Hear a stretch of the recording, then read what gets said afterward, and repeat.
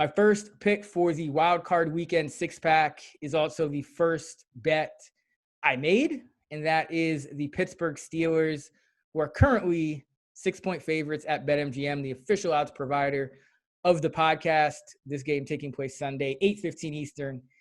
And the reason I like the Steelers, I like them when I saw the opening line, which was around 4 at most books. I think it got down to 3.5 before all the news, which I'll get to. But just before I get into the COVID situation and Stefanski being out, just a matchup. And I think I've talked about this backing Pittsburgh earlier this year at home against Cleveland, but Pittsburgh just matches up well with Cleveland because Pittsburgh can get pressure on the quarterback. Even with some of the defensive injuries, they still finished the year number 1 overall in pressure rate, 32.2%. That was way ahead of the second best team in terms of generating pressure, the Bucs, who are at 26.7, just a massive lead. So even when you factor in, some of the injuries and how that will affect the overall scheme, Pittsburgh still should be able to get some pressure on Baker Mayfield here. You do have some, and then of course you have, Joe Bitonio on that COVID list. So you have some, and Harris as well. Looks like he's going to miss. So you have some injuries on the offensive line for Cleveland. Baker Mayfield, 47.7 passer rating under pressure this year, 33rd of 42 qualifiers, according to Pro Football Focus. Baker Mayfield, 43.7% completion rate under pressure this year, 34th of 42 qualifiers, according to PFF. And then on top of that, you factor in Kevin Stefanski, the head coach, who did a great job this year, admitted, with a relatively easy schedule. Cleveland still finishes with a negative point differential. But, still 11 wins and negative 11 overall point differential. They did what they had to do, though. Like, I'm not going to knock Stefanski for that, but that is another reason why I do like the Pittsburgh Steelers in this spot, is because you also have that, kind of hanging over their heads. For as easy of a schedule as Pittsburgh faced, Cleveland faced, a pretty shaky schedule themselves, and yet they finish with a negative 11 point differential despite going 11-5. Pittsburgh finishes with a plus 104 point differential at 12-4. And then I just look at how these teams finished out the year. And Pittsburgh obviously went through some things, down the stretch, and their offense finally got exposed, as I think we both thought that it would. And they kind of righted the ship against Indianapolis, and then they play very competitively against Cleveland. Was hoping that they could actually pull off the upset there, but they did cover the big spread with Mason Rudolph, throws for over 315 yards. But I think the reason you worry about Cleveland, even before the COVID situations, is just how this team finished the year out. You had a spot against Baltimore. You had the great spot against Tennessee where you come out, just blazing in the first half and end up beating them 41-35. But then you give up 47 points to Baltimore in a game that probably should have won. Then you only score 20 on the Giants. They only score 6. They're playing with Colt McCoy. So, okay, whatever. But then you lose to the Jets, even with no receivers. I mean, you throw the ball 51 times. You still find a way to lose to the Jets by 7 points. And then against a Steeler team that, did play some of their guys, but rested a lot of key guys and had some guys out with injury as well. Joe Hayden, obviously, Ben Roethlisberger, Cam Hayward was rested. So just not a full-strength Pittsburgh team by any means. And you escape with a 24-22 victory, and you get outgained by the Mason Rudolph-led Pittsburgh offense, 394 to 358, a week after you get outgained by the Jets, 333 to 299.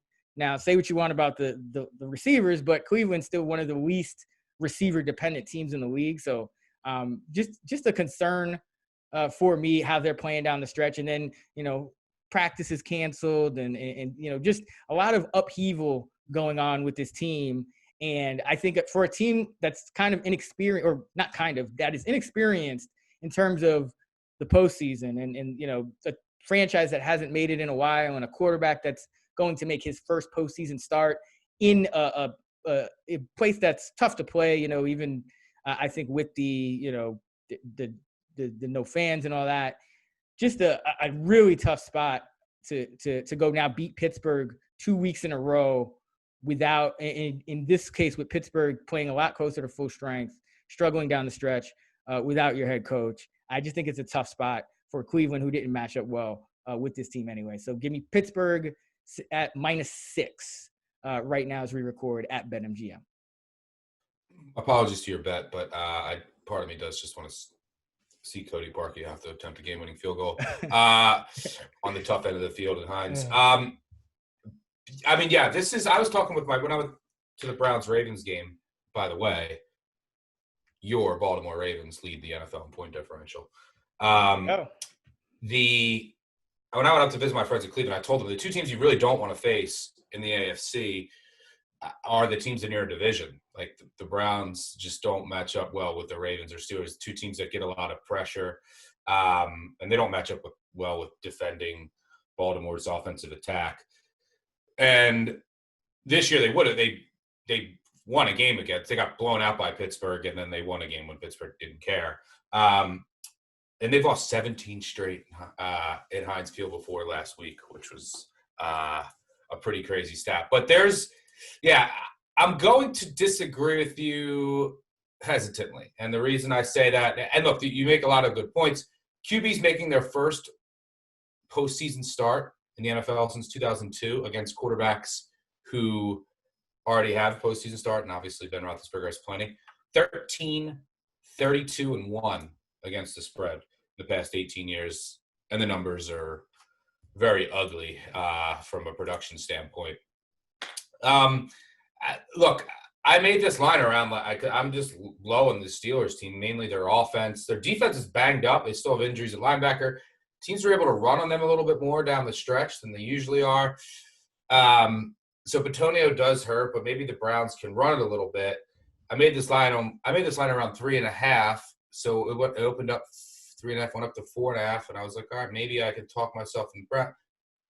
And then obviously you have all this news with COVID, and like there's lack of practice. There's all of their coaches are out. I don't know how to quantify that, to be honest. So I told myself if I get like 7 or definitely above 7, and just from looking at the market, I don't think that's necessarily going to come. I'd look at the Browns. I can't trust them under 7. We don't really have many data points with this. I mean, a team doesn't have its – like Stefanski has been amazing for the Browns too.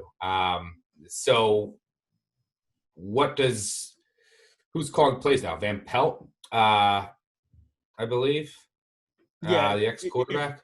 As of now, it looks like that. But, I mean, I'm not even confident in saying, really, with the way it's kind of the outbreak has gone, and we've seen this with Baltimore early in the year, we don't know what could happen for the rest of the week now. There were no more positives as of today, as of Wednesday. But, yeah, it would be Van Pelt. But we did – and, yeah, we don't have a large sample. We have the Lions. The Lions were worrisome. They're the Lions, but that one – and it's one game sample size, but that was awful. Now, they have a little more time to prepare here, but, yeah, it's definitely a concern. Baker Mayfield's lack of postseason experience is a concern. The Steelers getting pressure. We know Mayfield. Mayfield and Goff are simple creatures.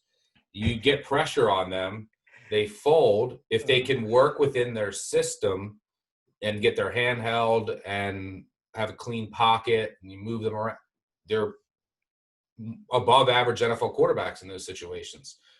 But the Steelers, as you said, get a ton of pressure. So it just seems that everyone has forgotten that the Steelers are kind of a fraud. They've had one good half against the Colts and I was on them. They got a bunch of generous calls. The Colts switched up their defense in the second half. The Steelers had a couple deep shots. But other than that, I mean, what did the Steelers do down the stretch? I mean, they did nothing. And this offense is still very flawed. Now, the one hope you have, and I've been screaming this, the Steelers can't run the ball at all. Can't run it against anybody. And they've been so reliant on these short passes, and that's just hard to sustain drives doing that. But the most important game of their season against the Colts, they finally started to take shots downfield.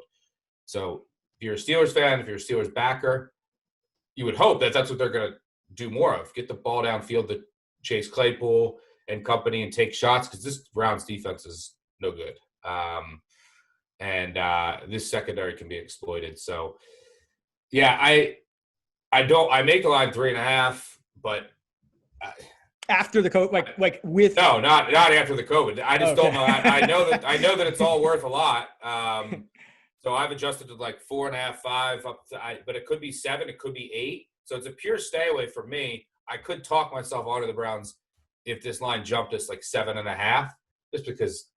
I mean, taking a NFL underdog catching more than 7, I will almost always look at them unless they have Mitch Bortles as the quarterback. We'll get that. So yeah, I don't necessarily disagree with you. I just have trouble quantifying how much all this is worth. I know it's worth something, and my gut is telling me it's worth a lot. I just don't know how to quantify it, so it's probably a stay away for me. But you have a lot of things working in your favor. The matchup, Mayfield's first postseason start, et cetera, et cetera. And I will say, and just to close off, I will just say, like, I agree that the Steelers have been super fraudulent. Like, I wrote a whole article about it. I was banging this drum when they were undefeated and looking like they were going to cruise to perhaps an undefeated season. But I mean, the Browns in week, let me make sure I got this right. It was week 6, right? Yeah. In week 6, the Steelers at home against Cleveland. The Steelers are 5-0. The Browns are 4-2 at the time. Steelers closed as 3-point favorites at home against Cleveland, and they won 38-7. Now, that was when the Steelers were healthier. The Browns were banged up, as they will be in this game. But then you had last week, the Steelers close 9.5-point underdogs, I believe it was. Maybe it was 10 at some books. And then they hang in there and they come a 2-point conversion away from tying the game in regulation. So it just kind of shows you that this is a tough matchup for the Browns, period. Like, before you factor in everything. So I actually had this at 6 before the COVID. And I think I was the highest expert on the Steelers at action. And that's with me not really giving much respect to the Steelers. But I just think the matchup is really tough for Cleveland here.